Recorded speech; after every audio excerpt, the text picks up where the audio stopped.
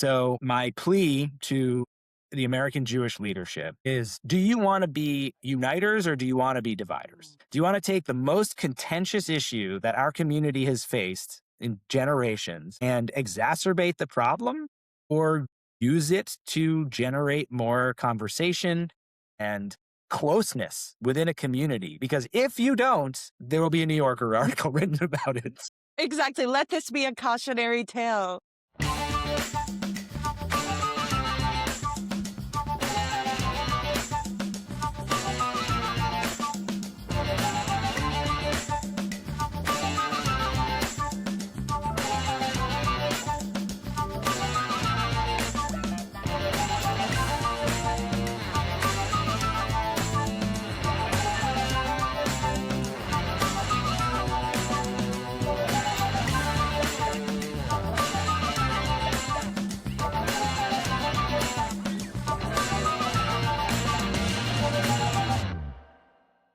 Welcome back to War is Stupid, an anti-war podcast about war. If you're Jewish and or a New Yorker, you almost certainly read the article in the New Yorker magazine called "At Synagogues, Tensions Are Boiling Over" by Eyal Press. You likely sent it to your family group chat and said, "See, it's not just us." My guest today, Alex Willick, is a director at the New Israel Fund and member of Congregation Beth El in South Orange, New Jersey, who is featured in the article. His invitation to speak from the bimah, the platform in the sanctuary, about a recent trip to Israel was rescinded when the rabbis read his remarks in advance. Now that is real cancel culture. I'm going to say it, not Bill Maher. Did you see fucking Bill Maher whining to David Cross that the reason he doesn't have an Emmy is because of soft cancel culture? But anyway, I digress. Welcome, Alex. Thanks for having me, Orli.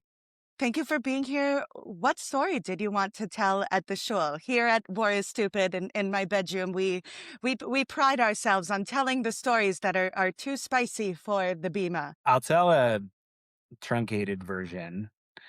The story that I wanted to tell was that about 6 months after October 7th, I was invited to join a staff study tour that we do with my employer, the New Israel Fund, to meet with a series of our grantee representatives, and different organizations and organizers on the ground, and just to see the work in action so that I could come back to the US and be a more effective emissary of our work. Um, and while I was there, I had one of the most impactful experiences in my professional life and frankly personal life too. Um, I had at the time two small children. I now have a third as Yay, of mazel about a tov. month ago. Thank you. And during my visit, my team was invited to join a tour of the South Hebron Hills, to get a sense of what was going on as far as the impact on local Native communities, Palestinian communities, and the illegal settlement outposts that had been popping up around those existing communities, which is not news or particularly noteworthy if you've been studying the issue for the past decades. However, what is new is the brazenness with which Israeli settlers are carrying out attacks against local Palestinian communities. By incredible coincidence, the day that I'd landed in Israel, give or take 24 hours, a infamous settler named Yinon Levy he was the founder of the Metarim settlement outposts in the South Hebron Hills. He drove his bulldozer down to the neighboring village and bulldozed its kindergarten, which happened to have been a gift of the EU, like a kind of a modular classroom. And it had been bulldozed the day that I arrived. So the day I arrived happened to have been Erev Shabbat, so we rested. Saturday night, we went to the protests in Rabin Square. And Sunday headed out to the South Hebron Hills with Nadav Weiman, who's the executive director of Breaking the Silence. And he led us to the ruins of this kindergarten, which abutted the village, which had been evacuated, self evacuated. Once the town's folks saw the imminent threat that they were in, they uprooted themselves and moved to another nearby village just to protect themselves. And what I saw was a kindergarten classroom strewn with homework and math exercises, drawings and teddy bears, and just what you'd find in a classroom. Um, and it hit me really, really hard. It brought me back to visions of my own kids' classrooms and the right that they have for a safe place to live and to learn. Um, I had not been to the West Bank since becoming a father, so it just hit me in a different way. It was really impactful, and the prompt that the rabbis had given to me and 4 or 5 other congregants who had been to Israel since October 7th was, would you talk about a person or an experience that you had that had a major impact on you while during your visit? And that was the story I was hoping to share.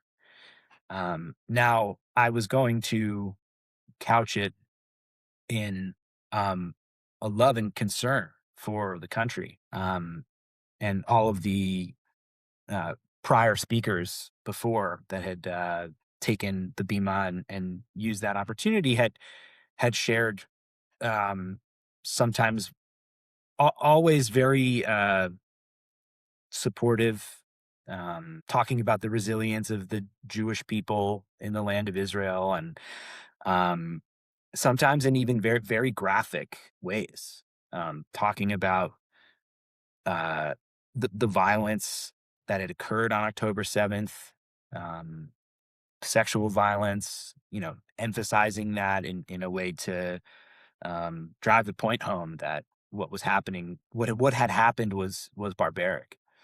Um, and that's true. But we heard about it over and over and over again, and I wanted to take the opportunity to hold up a mirror also and to share that this is what's been going on, and this is what I've witnessed as well. This is something that deserves our concern and our attention as well. But as the date approached, and I went back and forth and workshopped my remarks with the rabbis, um, and got their good ideas to integrate. They wanted it to be um, well received by the community. They said that the message that I wanted to share was important, and that they wanted to make sure that the community could hear it and grapple with it um, appropriately. But 2 days before Shabbat, when I was supposed to take the bima, I was told that it was I wouldn't be able to do so because it's not the appropriate forum to share that kind of a story. Yeah, that's devastating because how are things ever going to get better if we're not allowed to talk about or hear about what is happening? And it's safe to say that it backfired because now it's in the New Yorker magazine. What has the community been like since the article came out? Have people been talking about it as much as my family group chat has? Um, I think so. Um, I've had a lot of people come up to me. I've been to Bethel countless times since the article came out, only a month ago. My son is in an after school program there. We're there most Yom Shabbat for, a kid service and kiddish. And, we're there multiple times a week. Um, I've had many of my co-congregants approach me and say, I read the article. I really am grateful for what you said. Um, and I'm sorry that happened to you. And, let's get coffee sometime and keep talking about it. Um, I have not had anybody personally approach me and offer any sort of negative feedback. But there is a palpable tension. There are folks that used to greet me with a Shabbat Shalom who avoid eye contact. Um, Now, I expected this. I signed up for it. I knew that was a risk. But to me, the positives have certainly outweighed the negatives, and I've grown even closer with some people and with a whole contingent within my synagogue community that feels better represented now that this is out there. I'm happy to hear that. I'm really glad the article exists as a portrait both of this moment in time and to show people that they're not alone, because I know this is happening in my community in Toronto, and I bet it's happening everywhere. And it reckons with what a religious institution like a synagogue, how it should relate to a political project like Zionism. What is your relationship to the word Zionism and in the past and in the present? It's evolved a lot. I used to not see any controversy in the word. Um, when I was growing up, it didn't mean too much to me. I have a lot of interesting, tragic Jewish history in my family lineage, um, including a grandfather who is Egyptian and served in the Mossad Aliyah in the 40s and was, you know, eh, talked about his experience and his life whenever I asked him. He was very open about it and very proud. Um, and so I thought it was badass. And it is, honestly, like what he did and what many of the founders of the state of Israel did um, was remarkable. Not all aspects of the founding of the state of Israel were positive, far, far from it. But there are stories that are laudable and fascinating, and I find my grandfather to be one of them.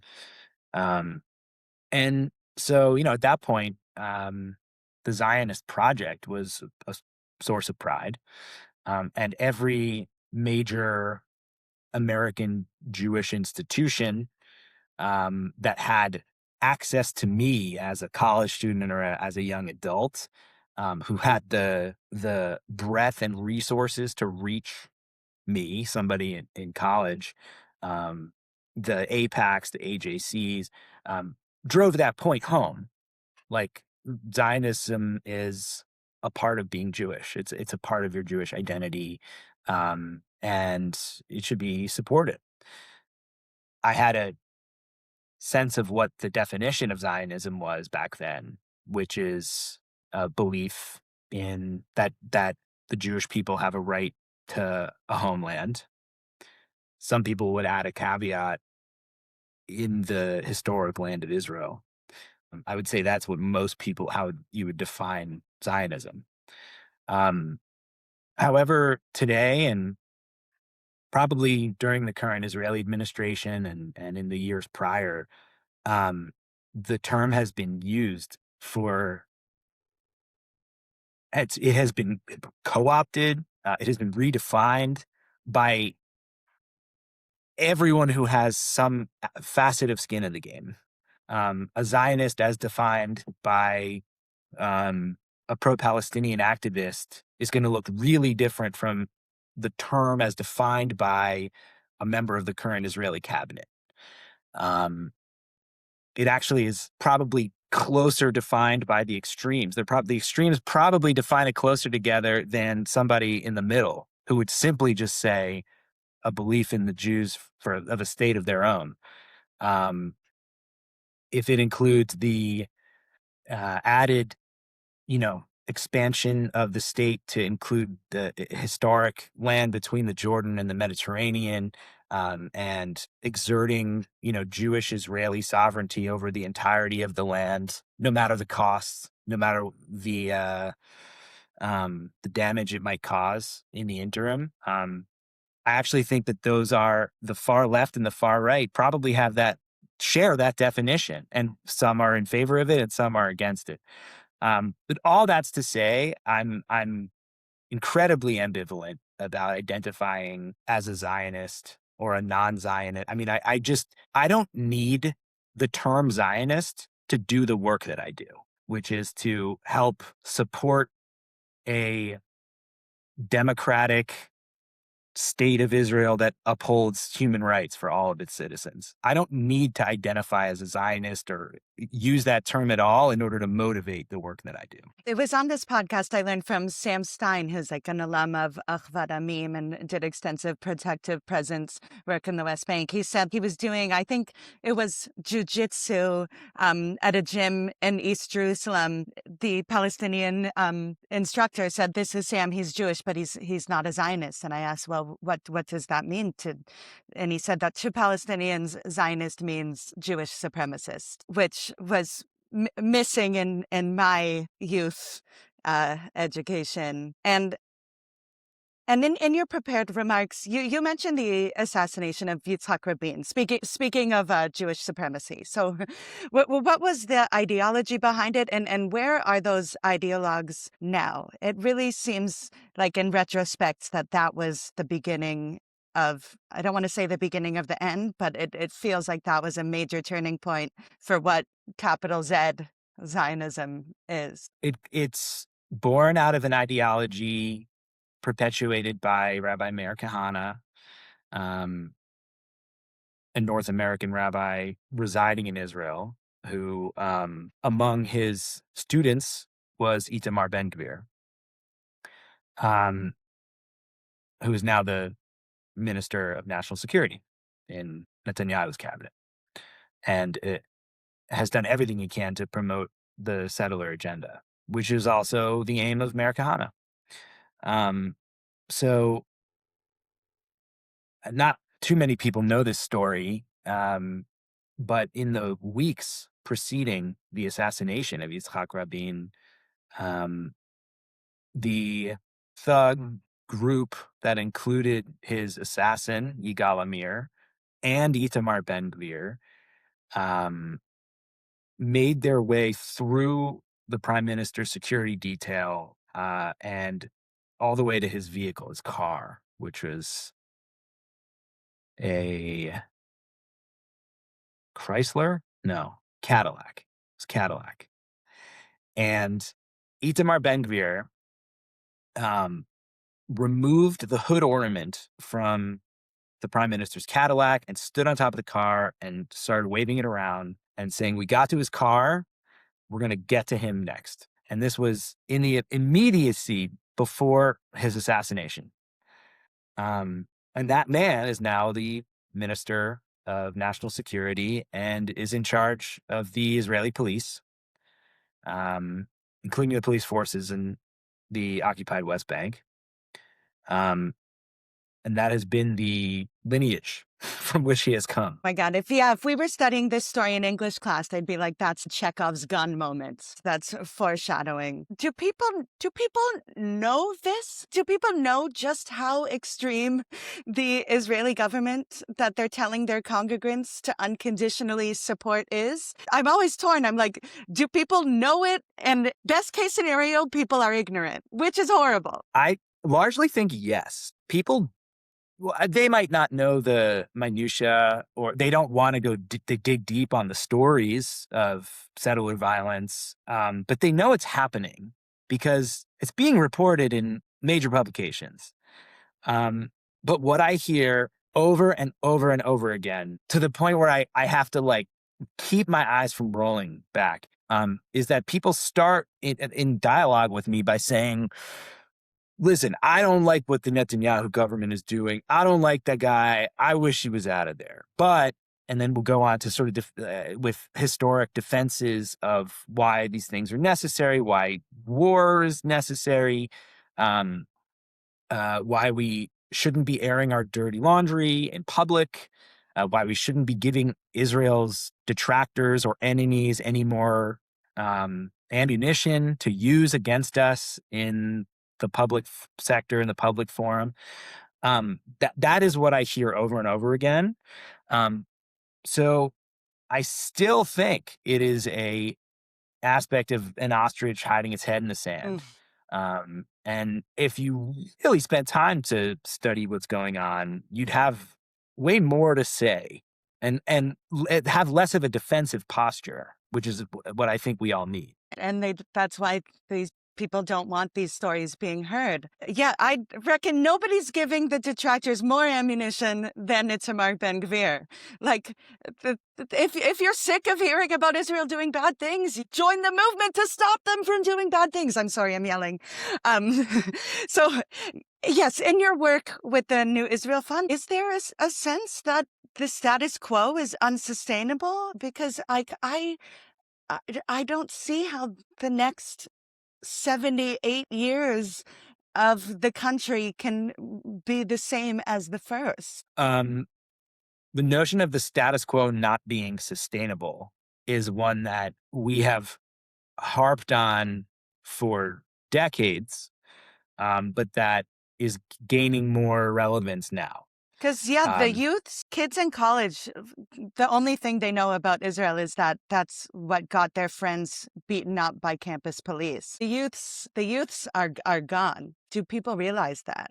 yeah, and there's some data to back it up that has been funded by the Jewish community. Wow. Recently, AFNA, Jewish Federations of North America, national governing body of federations, commissioned a poll on the American Jewish community's feelings about Israel and Zionism post October 7th. What the data showed is that only 37% of those polled would identify as a Zionist, which is far, far lower than polling data from 10 years earlier and Pew data from, not that long ago. While at the same time, 71% said they feel an emotional attachment to Israel. Something like 78% say they believe in the right for Israel to exist. Actually, I think it was more like 88%. I mean, what I'm trying to demonstrate is that the word Zionist and people's feelings about the state of Israel are different. It kind of proves that the definition of Zionism is so misunderstood, misinterpreted, that people just don't feel comfortable identifying with it anymore. Is it useful in your work, or no? It's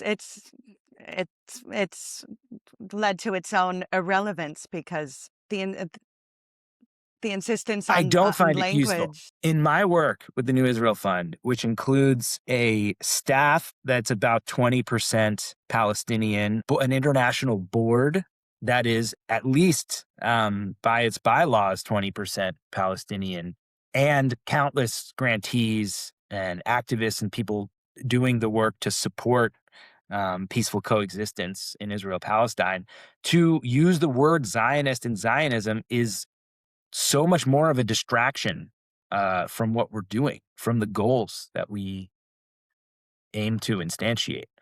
I find it to not be useful. The emphasis on vocabulary is, yeah, not helpful, a true distraction. So I'd love to hear more about your work with the New Israel Fund. What is useful? What is helpful? What and what is the status of human rights on the ground right now? What is useful? My answer might be different depending on who the audience is. And if you were to give me a 2-sentence explanation of who you think I would be speaking to in this moment, I will tailor the answer. So I joke because I have both Israelis and Palestinians on this podcast, I consider myself to be like the Brad Lander of comedy. Like for people who are not, who can send this to their parents who aren't ready to go full Come Town, which is the podcast by Adam Friedland. So I feel like I imagine I'm talking to people who grew up in Jewish communities and now are grateful to feel validated, or people I grew up with who are watching this out of spite to see how crazy I've gone, but I'm hoping we'll get Trojan horsed into learning something. That's That's my awesome. dream, is that like a spite watch turns into a moment of enlightenment. I often feel that way, Yeah. where I go and I speak around the country as part of my job. And I know that people show up to some of our events in spite and wind up the foil Wow. in that they will, take the microphone and um, try to reroute the conversation in a way that makes them and their position look absurd. And they have their phones And out, presumably thinking that like they'll go viral and Lizzie Savetsky will retweet them. they'll gotcha, a Yeah. little gotcha mo.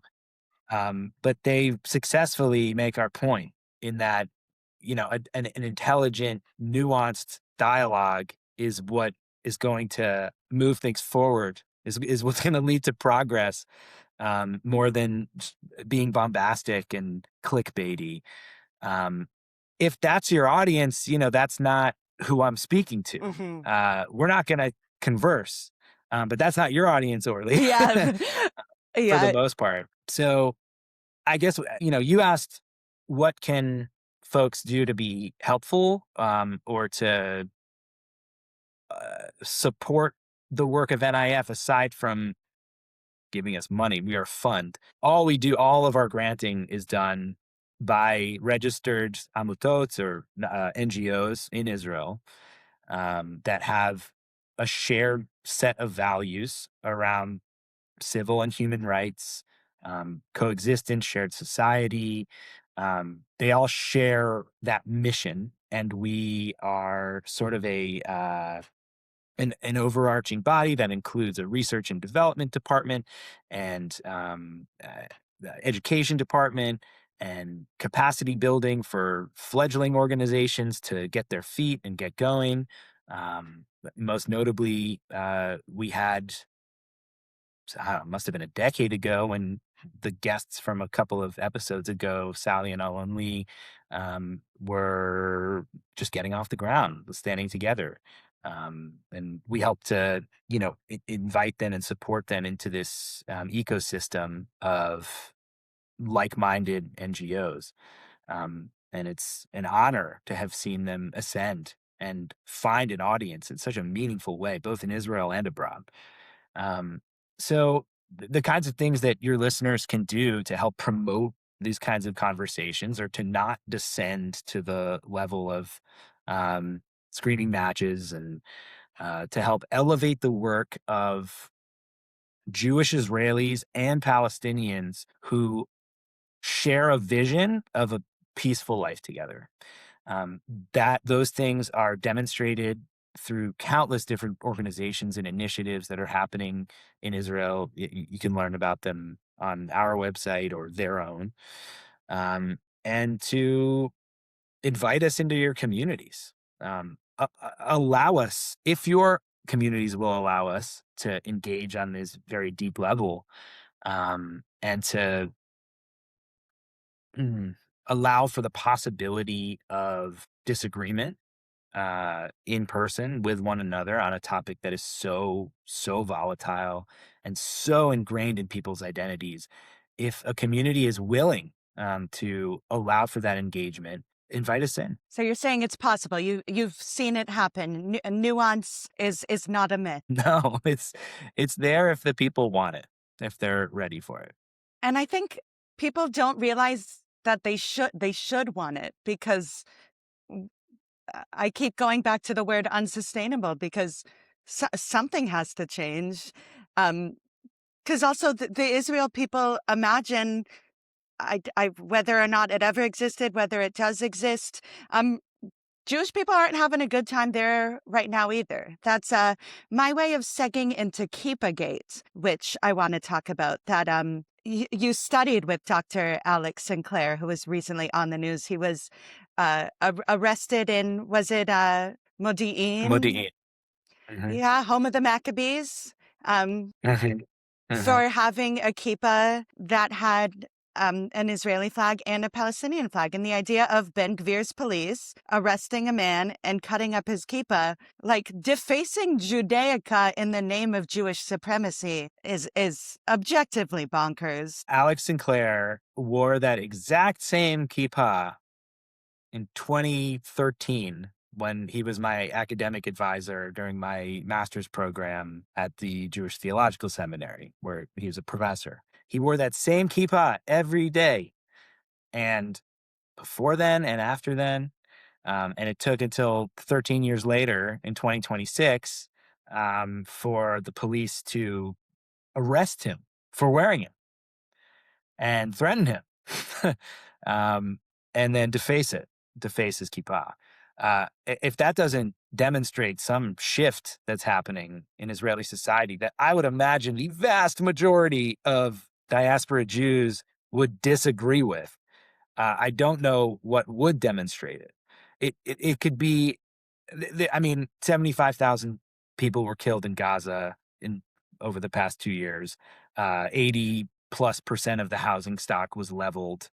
That didn't seem to move people, but hopefully the Yeah. defacing of a kippah of a Jew who like helped to educate this generation of Jewish educators in the conservative movement. Right, not even Maybe reform, that's not even reform, conservative. conservative. Maybe that story will resonate with people. I'm hopeful that Alex will be able to use this opportunity to get his story out there. And he literally wrote the book on nuanced Israel education. Wow. I was his student as he was writing it, and it came out. It's called Loving the Real Israel. It is a great read for Israel educators in the diaspora. I highly recommend it. He's working on his next book now.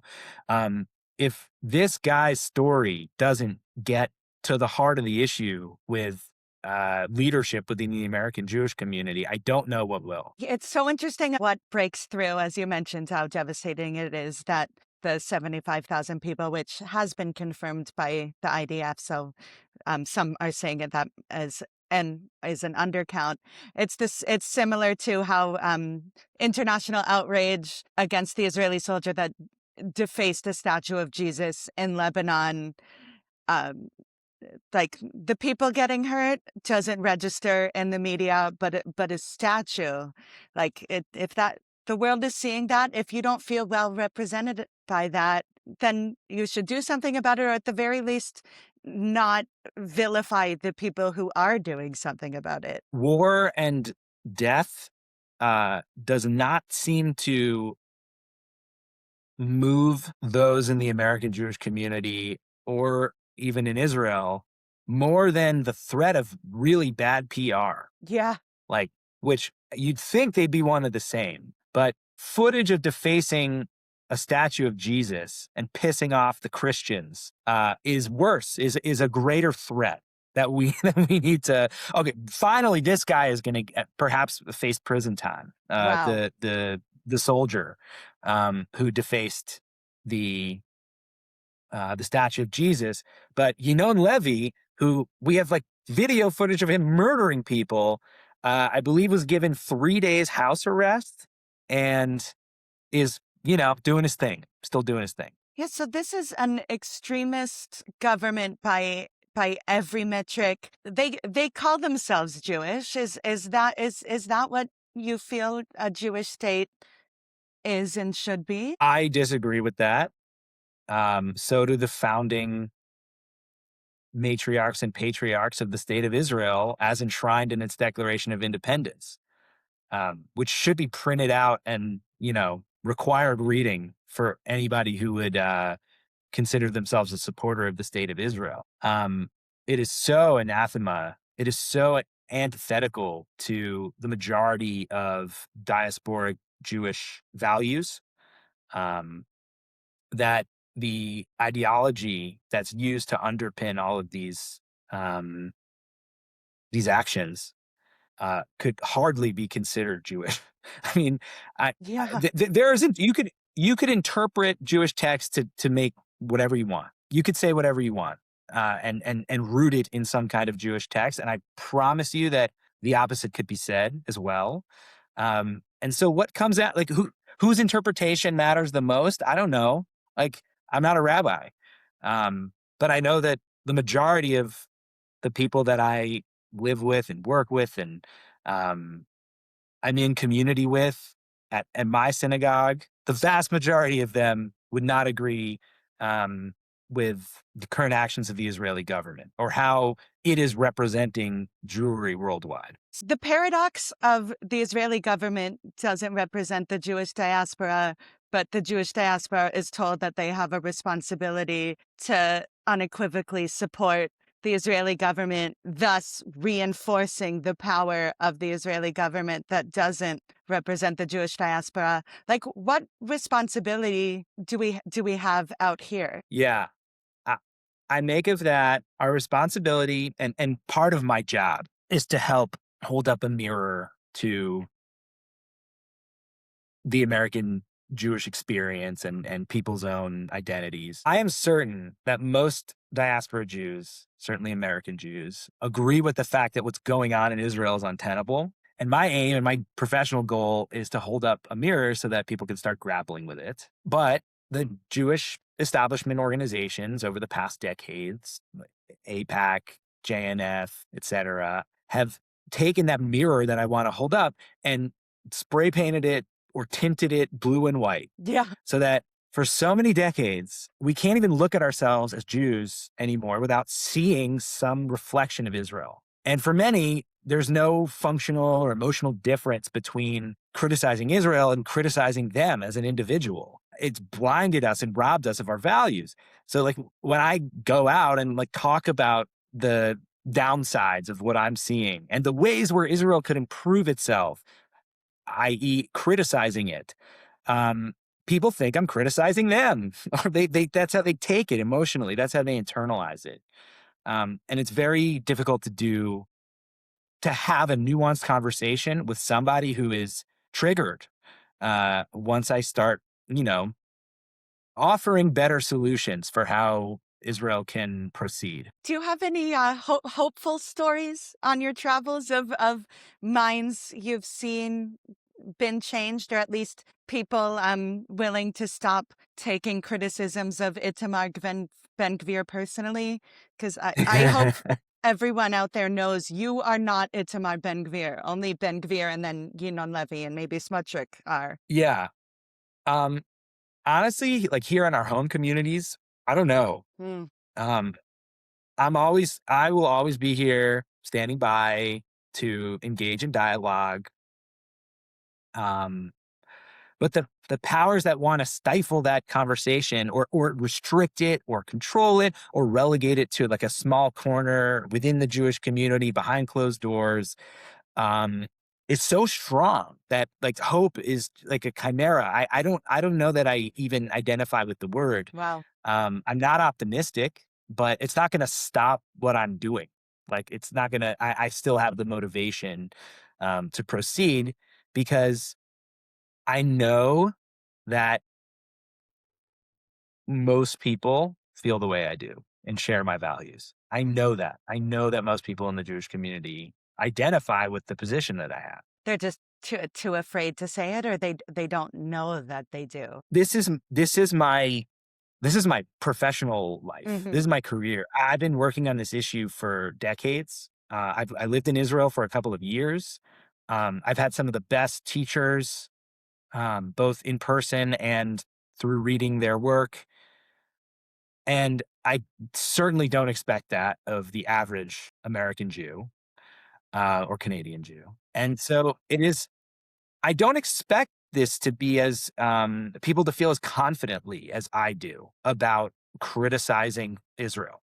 Even if even if we sat down and after an hour of a conversation over coffee, they would say, "Oh yeah, like you and I have way more in common, and we align on so much more than we disagree on." And I didn't really realize that before. I know that already. I know that we align on 90% of our values, and maybe 10% of things we'll have some disagreements about.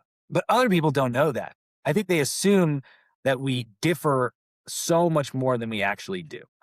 I blame social media for that. Uh, I I I blame our actually find there to be a generational divide on this, where boomers are so much more ready to disagree with you to your face and have hold more strident positions and be confident in them and then still engage with you and maybe change their mind, maybe, or at least like slap you on the back at the end of your conversation and say, "Oh, you're all right." Yeah. Like Oh, boy, chick. even if you don't agree, like, "All right, I'll see you. We'll have a beer later." Like that boomers are so much better at doing that than people in millennials or Gen Z. They're just they're they're more their muscles are more flexed for disagreement and proceeding even among disagreement. People of our generation really don't have that skill set fleshed out, and because I've worked in the Israel Palestine Mm. space for decades, I've had to have built a tough skin and a hard head and the ability to take um, pretty difficult feedback all the time. And if I'm still standing and I still feel really confident about my positions, it's just so much easier for me to stand up and engage in dialogue and find common ground. And my hope, going back to that word, is that we can start building those muscles again together as a Jewish community. I like that metaphor a lot. Yeah, muscles can be trained, can be developed. And shout out to boomers. They get such a bad rap, but prove to be more resilient than we give them credit for. In this case, shout out to Yeah. boomers. The fact that like generational feelings about this are changing so rapidly, that what choice do our community leaders have other than to start welcoming us into the tent? And by us, I mean people who are critical of Israel. Mhm. And within that spectrum, there are people who are critical of Israel and who love it and who want to see it thrive. And that's why they're critical of Israel. And there are people whose motivations are human rights and Palestinian self determination. But regardless of what your angle is, it will represent an increasing percentage of the American Jewish population. So, my plea to the American Jewish leadership is um, to do you want to be uniters or do you want to be dividers? Do you want to take the most contentious issue that our community has faced in generations and exacerbate the problem, or use it to generate more conversation and closeness within a community? Because if you don't, there will be a New Yorker article written Yes. about it. Yeah, exactly. Let this be a cautionary tale. I also think it's interesting we've been talking about um internal Jewish divides and whether you want to unite or divide within the Jewish community. And I think it's important to say that Jews aren't the only people in the world, and and the Israel issue does alienate people from their neighbors and their peers. We want Jewish people to be seen as defenders of human rights who value the sanctity of life for everybody. So for a moral, religious, or otherwise community figure, it's important if you're representing Judaism to not be seen as someone who supports death and destruction. I woke up this morning to an anti-Semitic comment on a post about pickles. I had they at City Field you can buy a bucket of Yeah. pickles for $5. So I made a joke like, okay, the Mets are Jewish and the Yankees are Goyish, confirmed, which was fun. Went mini viral. Let's go Mets. But then someone commented, like my handle is at hire me, I'm funny, and someone said you'll never get Yeah. hired if this is your joke. Also, all Jews should cease to exist. And I'm like, sir, this is a joke about pickles, but the status quo is unsustainable in Israel, and it's whipping up dangerous things here. So just for the safety of people who make jokes about pickles, we got to commit to universal human rights. Mm, mm. Yeah. Amen. It's funny. You never know what's gonna set people off. Oh, I don't think it was the content of what you Yeah. said. I think it was the fact that you exist that set Exactly. him off, and that you have presented yourself via his phone to his face. That was what triggered him, Yeah. rather than anything you said or what you believe in. Thank you. That's good to know. So in defiance, I will continue to exist and support the Mets. All right. So where can people find you and how can they support your work? Don't find me, Yeah, but find the New Israel exactly. Fund. Yes. You can go to nif.org. There's a blog and many, many explanations about the different organizations that we support and fund. Um, and And yeah, when has been being Jewish ever been about being comfortable? Like that's something we need to bring back to the community is yeah, feeling awkward, talking over each other. That's part of it. To suppress it mm, in the name of Israel is so antithetical to everything that we're taught that we should be. Like I wrote earlier 2 years ago now that like there's a reason why it's seen as an insult if your grandpa assigns you the son who doesn't know how to ask a question at the Seder. Like with the exception of this one issue, we are a people that pride ourselves on intellectual engagement and debate. So stop making that exception. You can fight about Trump, you can fight about Israel. amen. Yeah. Thank you so much. I'm so grateful for your time and grateful to have been given the opportunity to share your story, and I hope people click here and read more about NIF and the original article. Which is featured in the New Yorker April 6th Yes, edition in print. You know it's in important print. when it makes it to the printers. Thank you for listening and or watching War is Stupid, an anti-war podcast about war. Please subscribe, rate and review, tell your dads. We'll see you next time.